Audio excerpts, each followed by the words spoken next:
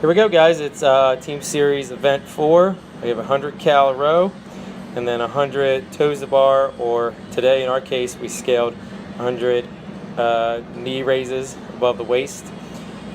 Today's workout was all about pre-planning. So we spent a lot of time practicing rower, right? How much could we pull, transitioning on and off the rower. So I'd like to tell you that there's a magic formula, but there's really not. Your teammates have to figure it out. We got to start the rower with the rower set to 0. So it's not a just start to pull and it'll turn on. So you saw a second ago Ashley playing around with the screen. We want the screen to say 0 before we even start to pull.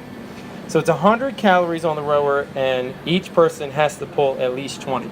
So obviously if you're a stronger rower than your teammate, you're going to want to take some more of the calories than the other person.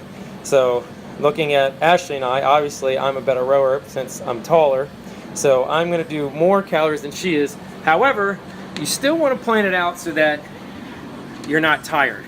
I mean, ideally I could have pulled 80 calories, but I would have been slowing down and I would have been gassed for the knee raises. So through practice, we figured out what a good number before we started to slow down was, did a little bit of math, and we wanted to minimize transitions. We ended up getting on the rower twice each, but that's give and take. Your teammates really got to figure out how many times do we want to get it on and off, because that's just calories we're not getting. But then if you stay on too long, you're starting to slow down. So we came up with a number that was comfortable for us.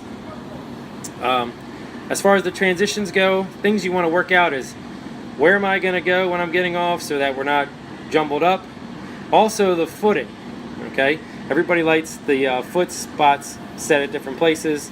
Ashley has smaller feet than me, so we wanted to work out how getting on and off was going to work for each other. She needed to make sure she loosened them enough so that I could wiggle on and off. You don't want to spend 5-8 seconds every transition messing around with your feet, because that's just wasted time. So that's a little bit of practice, a little bit of planning. Small things like when you get off, are you going to the left, right, forward? All those kind of little details need to be worked out. So as far as pre-planning, during your warm-up, pull 10-15 calories, see how you feel. Talk with your partner, come up with a plan, write it down, right, and let it go. Ashley's getting the rest while I'm going hard at mine, and we kind of planned our second set to be a little bit different than our first. So those are just things you got to work out. And again, working on the transitions. I will say that this is a core, hip flexor, and grip workout. Doesn't matter if you're doing toes to bar or knee raises. First time I got off this rower, I was freaking gassed. I think you even see a little facial expression from me in a minute, where I was just smoked. Ashley got on for a second time. And again, both times we get on the rower, we're going to row a little bit shorter than the first set. But it's a gasser. I mean, this is a 100% full out workout. This is like a 6 to 8, 9 minute workout. So you're letting it all hang out. And let me tell you something. Look at that face. Oh, God. Let me tell you something. When you go to that pull-up bar for the first time, and you do that first set of knee raises or toes to bar, you're going to find those hip flexors are smoked. The grip is already a little bit worn out because you've been holding on and pulling for so hard. So on paper, this kind of looks like a silly little short workout, but it hurt, and it hurt a little bit after the fact. It took me a couple minutes to recover. I spent a couple minutes sitting on the stump outside. So Ashley's finishing this up. Now, unfortunately, the camera does short this video because I filmed it on my phone and I didn't have enough storage.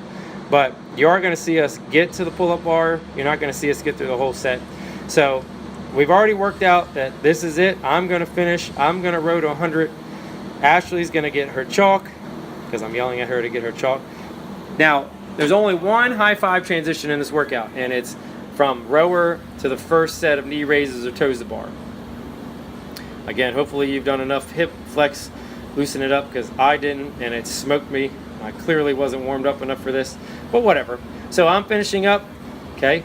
Ashley and I have to high five, and she's going to start her first set.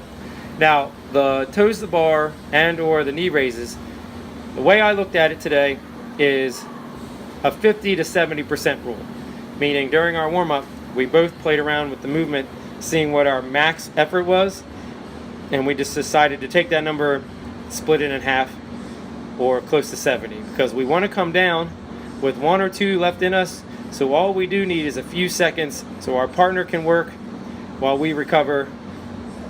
Small details like that, because this is a time sensitive workout. You don't have time to stand around. Now, one thing that Ashley found, right, she started to do the swing, she started to lose control a little bit. Okay, that happens. Again, you want to drop down and jump right back up. Don't spend too many times. You can see she's starting to swing around, drop down, and I'm telling her, nope, get right back up.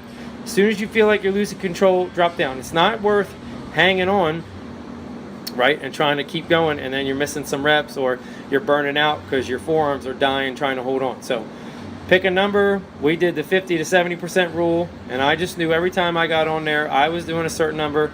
Every time she got on there, she was doing a certain number.